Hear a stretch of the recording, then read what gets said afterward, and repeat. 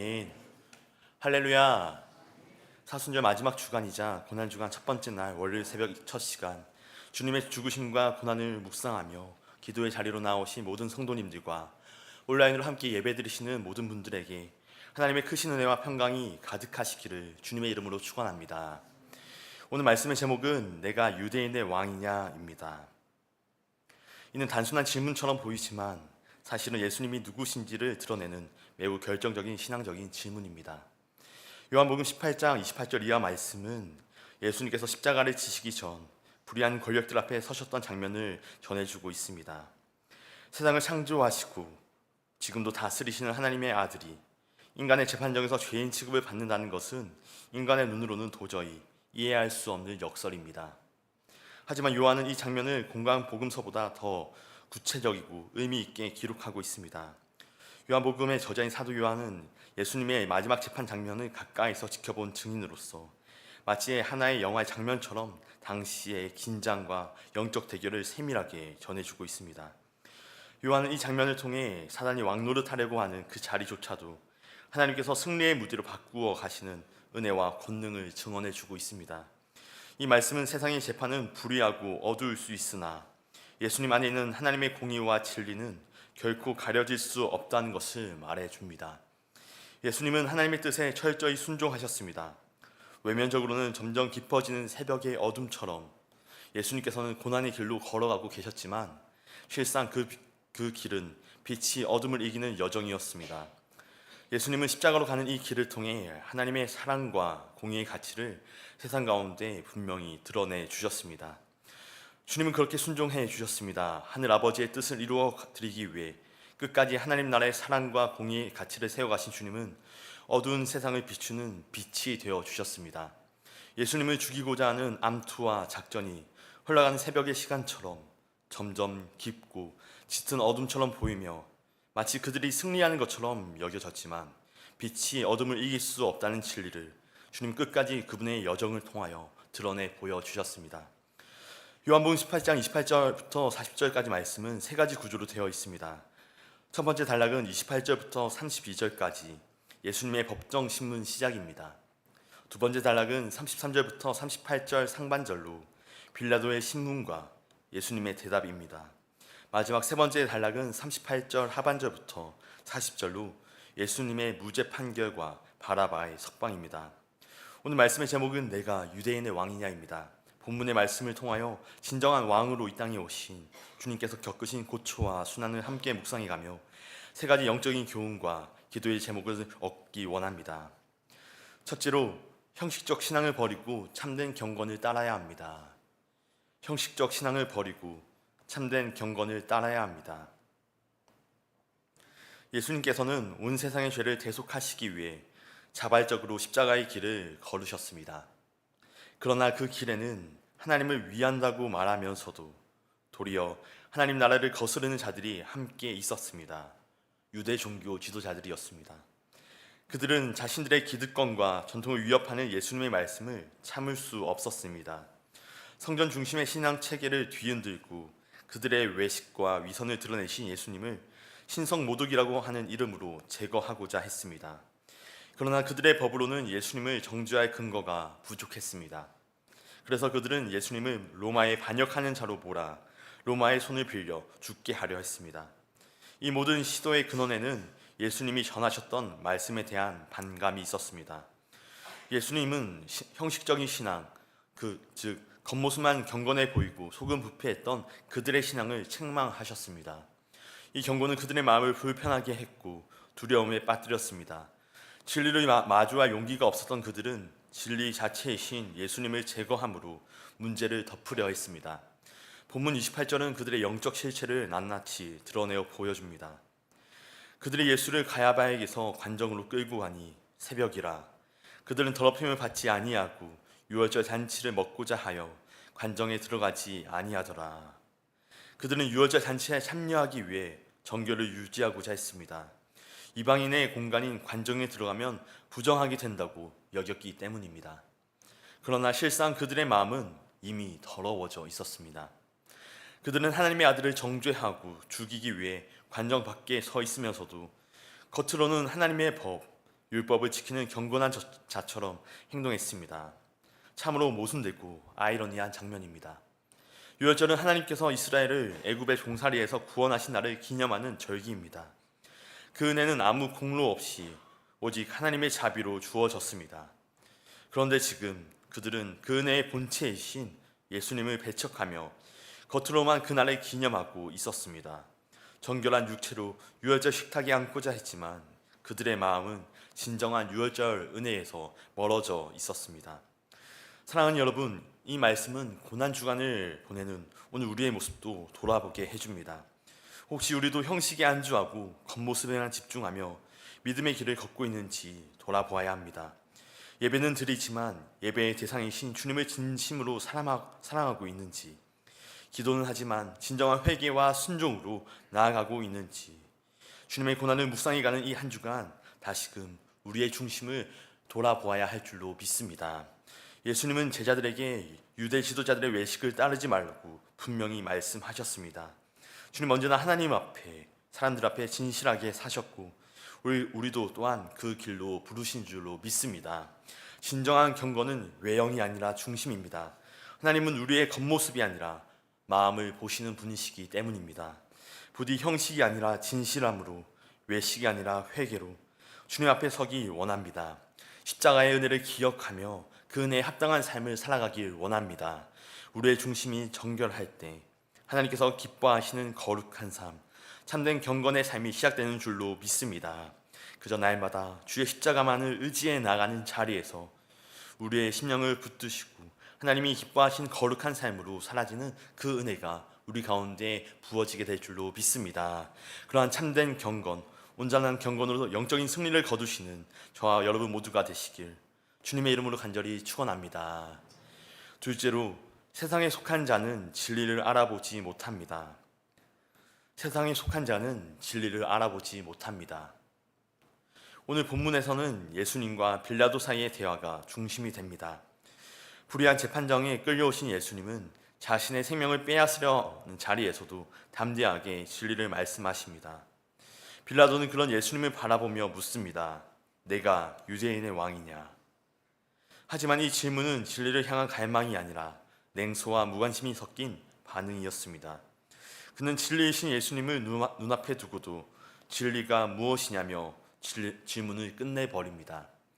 그는 예수님의 말씀을 들을 귀가 없었습니다. 우리를 위해 이 땅에 오신 구주 예수님은 흠없는 어린 양이시자 하나님께 드려지는 온전한 대속제물이 되어 주셨습니다. 예수님 외에 우리와 하나님 사이를 화목하게 해줄 다른 존재는 이 세상에 없습니다. 참된 생명이신 하나님께 나아가게 해주시는 유일한 진리의 길, 구원의 길이 바로 우리 구주 예수 그리스도이신 줄 믿습니다. 예수님은 자신이 죄가 없음을 밝히셨고 빌라도 또한 그 사실을 알았습니다. 그러나 빌라도는 딜레마에 빠졌습니다.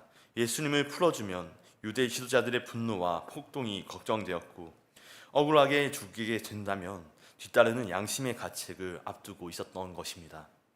역사가 요세푸스의 언급에 따르면 빌라도는 굉장히 폭력적이고 자기의 이익에 집착하는 인물이었습니다.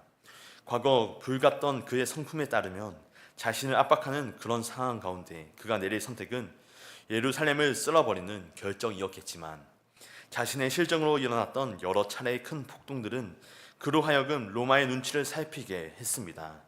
그 결과 그는 죄가 없으신 진리 되신 예수님을 눈앞에 두고도 자신의 안위를 생각하며 세상의 편에 설 수밖에 없었습니다. 그는 자신 앞에 묶여선 예수님을 바라보며 의아했습니다. 당신이 진정 유대인의 왕이냐? 그의 눈에는 왕다운 위엄도 권력도 무장한 군사도 보이지 않았습니다.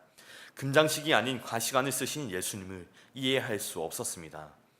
왜냐하면 그들이 속한 나라가 달랐기 때문입니다. 예수님은 하나님 나라에서 오신 왕이셨고 빌라도는 세상 나라 사고방식에 갇혀있던 자였습니다. 주님은 말씀하십니다. 진리에 속한 자는 내 음성을 듣느니라. 하지만 세상에 속한 빌라도는 들었지만 응답하지 못했습니다. 그것이 영적으로 죽어있던 상태였습니다. 오늘 우리도 스스로를 돌아보아야 합니다. 나는 지금 어디에 속해 있는가? 하나님의 나라에 속해 있는가? 아니면 세상의 질서와 가치에 따르고 있는가? 하지만 세상에 속한 하나님의 나라의 원리는 세상과 정반대의 원리입니다. 가장 작은 씨앗이 큰 나무가 되고 낮은 자가 높아지고 약한 자를 통해 강한 자가 부끄러워집니다. 세상은 위로 향하지만 하나님 나라는 아래로 흐릅니다. 하나님 나라에 속한 사람은 세상 사람들과 다른 것을 보고 다른 것을 듣고 다른 방향으로 살아갑니다. 그 삶에는 반드시 차이가 납니다. 차이가 없다는 것이 오히려 이상한 것입니다. 사랑하는 여러분, 고난주간과 사순절을 지나며 우리는 다시금 자신이 어디에 속해 있는지 묻게 됩니다. 세상은 더 가지라, 더 높아지라, 더 보여주라 유혹하지만 주님은 우리에게 순종하고 우리를 비우며 하나님 나라를 품으라 하십니다. 그 부르심에 우리는 온전한 순종으로 응답해야 할 줄 믿습니다. 진리의 왕이신 주님 앞에 금성의 귀를 기울이고 그 시선으로 살아가야 할 줄로 믿습니다. 부디 주님의 죽으심과 고난당하신 그 시간을 묵상해가는 이 거룩한 여정 속에서 세상의 편이 아니라 주님의 나라에 속하라는 주의 음성을 듣고 진리 위에 굳게 서 나아가시는 저와 여러분 모두가 되시길 주님의 이름으로 간절히 축원합니다. 끝으로 세상을 구원한 공의는 왕의 희생입니다. 세상을 구원한 공의는 왕의 희생입니다. 오늘 본문은 참된 공의가 어떻게 이루어졌는지 우리에게 보여줍니다. 죄 없으신 예수님께서 우리를 위해 대신 희생하심으로써 하나님 나라의 공의가 이 땅 가운데 실현되었습니다. 빌라도는 유대인의 고발에 따라 예수님을 신문했습니다. 그 과정에서 그는 예수님이 어떤 위협도 되지 않는다는 것을 또한 금방 파악했습니다. 예수님은 폭력을 일삼거나 민중을 선동하지 않으셨습니다. 오히려 빌라도가 보기에 예수님은 신비롭고 고요하며 죄가 없어 보였습니다. 그래서 그는 유월절 사면 전례를 이용해 군중을 설득하려 했습니다. 매년 이맘때면 죄수 한 명을 석박하던 관례에 따라 예수님을 놓아주겠다고 제안했던 것입니다. 그런데 예상하지 못했던 반응이 터져 나왔습니다. 40절입니다. 그들이 또 소리 질러 이르되 이 사람이 아니라 바라바라 하니 바라바는 강도였더라. 이 장면은 단순한 사면 사건이 아닙니다. 이는 세상과 하늘나라의 정의의 충돌이며 인간의 선택과 하나님의 섭리가 맞부딪혔던 순간이었습니다. 군중은 예수님이 아니라 바라바를 요구했습니다. 바라바는 반역과 살인을 일삼던 인물이었습니다. 성경에는 그를 강도라고 표현했지만 많은 성경학자들은 그를 단순한 절도범이 아니라 정치적 폭력, 무력 혁명을 일으킨 자로 해석합니다. 이 선택은 단순한 군중의 관계에 의한 것이 아니었습니다. 그것은 유대인들이 바라고 있던 메시아상을 드러내는 행동이었습니다. 그들은 로마 압제를 군사적으로 무너뜨릴 강력한 지도자를 원했습니다. 고난을 감당하고 섬김으로 다가오는 예수님을 그들에게 메시아가 될 수 없었습니다. 그래서 그들은 예수는 십자가에 못 박으시오, 바라바를 풀어주시오 하고 외쳤습니다. 여기에서 우리는 중요한 질문을 던져야 합니다. 우리는 어떤 왕을 기대하고 있습니까? 세상은 늘 힘으로 정의를 세우려 합니다. 권력과 물질, 성공과 명예를 통해 세상을 바꾸려 합니다. 하지만 하나님께서 택하신 방법은 달랐습니다. 그분의 공의는 왕의 희생이라는 길을 통해 실현되었습니다. 예수님께서는 스스로 무력해지셨습니다. 묶이셨고 조롱당하셨고 결국에는 십자가에서 죽으셨습니다. 그러나 그 죽음이 바로 세상을 구원한 능력이었습니다. 하나님은 십자가라는 가장 연약한 방식으로 가장 강력한 구원의 역사를 이루셨습니다. 사랑하는 여러분, 이 복음의 방식은 세상과 정반대입니다. 세상의 정의는 늘 바뀝니다. 시대가 바뀌면 정의의 기준도 바뀝니다. 그러나 하나님의 정의, 곧 복음은 단 한 번 완전하게 실현된 정의이자 공의였습니다. 예수 그리스도께서 죄 없으신 몸으로 우리를 대신하여 죽으심으로 하나님의 공의와 사랑이 동시에 이루어졌습니다. 이보다 더 완전한 공의는 없습니다. 존 스토트 목사님은 진리는 인간을 무릎 꿇게 하지만 동시에 일으킨다고 말했습니다. 복음은 우리를 낮추고 동시에 일으킵니다. 십자가 앞에 무릎 꿇는 자는 새로운 생명으로 일어나는 은혜를 경험하게 되는 줄로 믿습니다. 왜냐하면 그 자리에 바로 왕의 희생, 진정한 능력 곧 자신을 희생하시며 다시 살게 하시는 새 창조의 능력이 임하기 때문입니다. 하나님의 공의는 완전합니다. 그리고 그 공의는 지금도 복음의 능력으로 세상을 변화시키는 줄 믿습니다. 복음이 전해지는 곳마다 생명이 살아나고 공동체가 회복되며 인간의 마음이 변화됩니다. 그 중심에는 언제나 십자가가 있었습니다.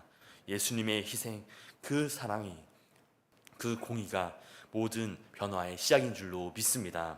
사랑하는 여러분, 하나님의 사랑과 그 공의로 말미암아 우리가 구원을 얻은 줄 믿습니다. 자기 아들을 희생하시면서까지 우리를 사랑하신다 말씀하시는 분이 우리의 왕 되신 하나님이신 줄로 믿습니다. 세상의 공의, 세상의 정의는 힘과 복수로 이루는 구원이 아닌 희생과 섬김, 참된 사랑의 본으로 우리에게 오신 주님께 그 사랑의 모습 그대로 응답하는 것이 우리가 드릴 온전한 믿음이요 사랑인 줄로 믿습니다. 바라기는 고난주간을 시작하는 이 여정 속에서 우리의 왕으로 오신 주님과 동행하시며 주님이 걸으신 십자가의 길로 나아가시는 자리마다 예비하신 은혜를 경험하고 고백하며 다시금 복음의 풍성함을 누리는 저와 여러분 모두가 되시길 주님의 이름으로 간절히 축원합니다. 기도하겠습니다. 사랑과 은혜가 충만하신 하나님 아버지, 주님의 죽으심과 고난을 묵상하는 고난주간 새벽 첫 시간, 오늘도 우리의 걸음을 인도하여 주시고 주의 말씀을 통하여 은혜 주시니 참으로 감사드립니다. 늘 진실한 마음과 삶의 모습으로 주님을 따르길 원하오니 형식적 경건의 모양을 떠나 경건의 능력으로 살아가도록 우리를 인도하여 주시옵소서. 진리 앞에 침묵하며 외면했던 빌라도처럼 세상의 가치에 우리의 영적인 눈이 멀지 않도록 지켜보아여 주옵시고 주님의 음성을 듣고 응답하는 믿음의 사람으로 살아가게 하여 주시옵소서. 날마다 주님의 선하시고 온전하시고 기뻐하시는 뜻을 분별하고 믿음으로 새 걸음을 내딛는 자리마다 공의로우신 왕의 희생으로 얻은 놀라운 생명의 역사를 고백하고 증거하는 우리 모두가 되게 하여 주시옵소서. 이 시간 주님의 전에 나와 간절한 기도의 제목과 함께 올려드리는 귀한 예물의 손길들 있습니다. 이 예물이 쓰이는 곳마다 하나님 나라가 확장되고 복음을 통한 생명 구원의 역사가 일어나게 하여 주시옵소서. 드린 손길들 위에도 주께서 늘 함께하여 주사 하늘의 복과 은혜가 충만한 삶으로 인도하여 주시옵소서. 우리 구주 예수 그리스도의 이름으로 간절히 기도하옵나이다. 아멘. 함께